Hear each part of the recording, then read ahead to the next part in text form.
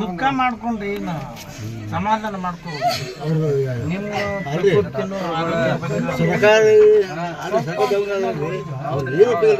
ಕಡ್ದು ಹೋಗಿದ್ರಿ ನಮ್ಮ ಹುಡುಗಿ ಅಂದ್ರೆ ನಾಗರಾವ್ ಕಡಿತಪ್ಪಾಜಿ ನನ್ನ ಕಾಲು ಉರಿಯಾಕೊಂತೈತಿ ಅಂತ ಅವಾಗನಾಗ ಬೆಡ್ನಾಗ ಹೇಳಿರ್ತೇನೆ. ನಾಗರಾವ್ ಕಡಿತು ನೀವು ಖಾತ್ರಿ ಮಾಡ್ಕೊಳ್ಳಿಕ್ಕೆ ಒಂದು ಕೋಳಿ ತಂದು ಪುಚ್ಚ ತೆಗೆದಕ್ಕೆ ಗಾಯಕ್ಕೆ ಹಿಡಿದ್ಬಿಟ್ರೆ ಸಟಕ್ಕರೆ ಕೋಳಿ ಸಾಯ್ತವೆ ಒಂದು ಸೆಕೆಂಡಿಗೆ. ಸತ್ತು ಅಂದ್ರೆ ನಾಗಾವು ಕನ್ಫರ್ಮ್. ಇಲ್ಲ ನಾಗಾವು ಕಚ್ಚಿದಂಥ ಔಷಧಿ ಇಂಜೆಕ್ಷನ್ ಕೊಟ್ಟರೆ ಆ ಇಂಜೆಕ್ಷನ್ನೇ ಕಲಾಸ ಮಾಡ್ತಾರೆ. ಅದು ನಾಗಾವಿಂದ ಇಂಜೆಕ್ಷನ್ ಅದು ವಿಷಯದ್ದೇ. ಹೌದಂತೆ ಇಂಜೆಕ್ಷನ್ ಕೊಂಡು ನನ್ನ ಮಗಳ ಕಾಲು ಇನ್ನೂ ಅಲ್ಲಿಂದ ಬಂದ ಮೇಲೆ ಮತ್ತೆ ಅರ್ಧ ಗಂಟೆ ಇಲ್ಲ ಹಳ್ಳಿ ಔಷಧಿ ಎಲ್ಲಿ ಹೋಗಿಲ್ಲ ಸರ. ಫಸ್ಟ್ ಹೋಗೋದೇ ನಾವು ಸರ್ಕಾರ ದವಾಖಾನೆಗೆ ಹೋಗಿ ಅಲ್ಲ ಅಲ್ಲಿಂದ ಎಲ್ಲ ಅಲ್ಲಿಂದ ತಮ್ಮಿನಕೊಪ್ಪಗೆ ಹೋಗಿ ಸರ. ನಮ್ಮ ಔಷಧಿ ಮಾಡಿಲ್ಲ ಸರ. ಕಪ್ಪ ಹಾಕೋದು ಕಟ್ಟಿಯೇ ಹೋಯ್ತು ಮತ್ತೆ ಕಟ್ಟ ಹಾಕೊಂಡು ಆಗಿಂದ ದವಾಖಾನೆಗೆ ಹೋಗಿ ಸರ್. ಹಳ್ಳಿಗೆ ಹಾಕೋದು ಅದೇ ಅಷ್ಟೊತ್ತಿಗೆ ಅರ್ಧ ಮುಕ್ಕಾಲು ಗಂಟೆ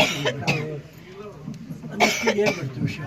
ಅದು ಮೆಡಿಸಿನ್ ಇದ್ದರೂ ಕೊಡಲಿಲ್ಲ ಸರ್. ಮಾರನೇ ದಿನ ನಾವೆಲ್ಲ ಹೋಗಿ ಕೇಳಿದ್ವಿ, ಇಲ್ಲ ಮೆಡಿಸಿನ್ ಇತ್ತು ನಾವು ಕೊಡಲಿಲ್ಲ, ನಮ್ಮ ತಪ್ಪಾಗೈತಿ ಅಂತಂತ ಹೇಳಿದ್ವಿ ಡಾಕ್ಟರ್ ಕಡೆ. ಮೊದಲು ಸರ್ಕಾರ ಆಸ್ಪತ್ರೆಗೆ ಹೋಗಿದೆ ಸರ್. ಮತ್ತು ಅವರೇ ಟ್ರೀಟ್ಮೆಂಟ್ ಮಾಡಿದ್ದಿಲ್ಲ ಸರ್ಕಾರ ಆಸ್ಪತ್ರೆಗೆ.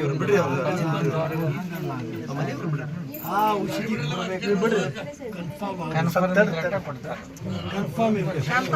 ಕನ್ಫರ್ಮ್ ಅಕಸ್ಮಾತ್ ಔಷಧಿನೇ ವಿಷ. ಆ ಔಷಧಿನೇ ವಿಷ ಕನ್ಫರ್ಮ್ ಇಲ್ಲ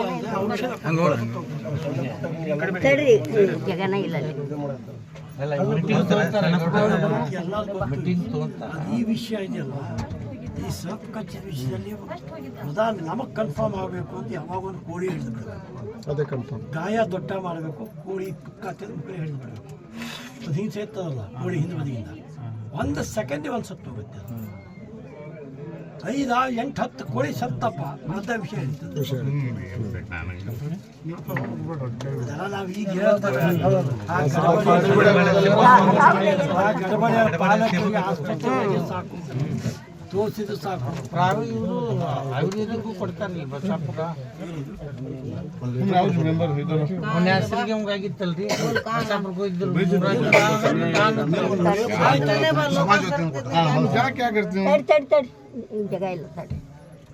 ಮೆಡಿಸಿನ್ ಇದ್ರು ಎಲ್ಲ ಜನ ನಾಗರಾವ ಓಡಾಡ್ತಿತ್ತು ಅಂತ ಎಲ್ಲ ದೊಡ್ಡವರು ಓಣ್ಯಾಗಿದ್ದವರೆಲ್ಲ. ಮತ್ತೆ ಅದೇನು ಬಿಡಪ್ಪ ಅದೇನು ಮಾಡ್ತಿದ್ವಿ ಅಂತೇಳಿ ನಾವು ತಿಳ್ಕೊಂಡಿದ್ದೀವಿ. ಅಲ್ಲೇ ಜಡಿ ಜೀಡಿತ್ತ ಗದ್ದೆ ಸೈಡಿಗೆ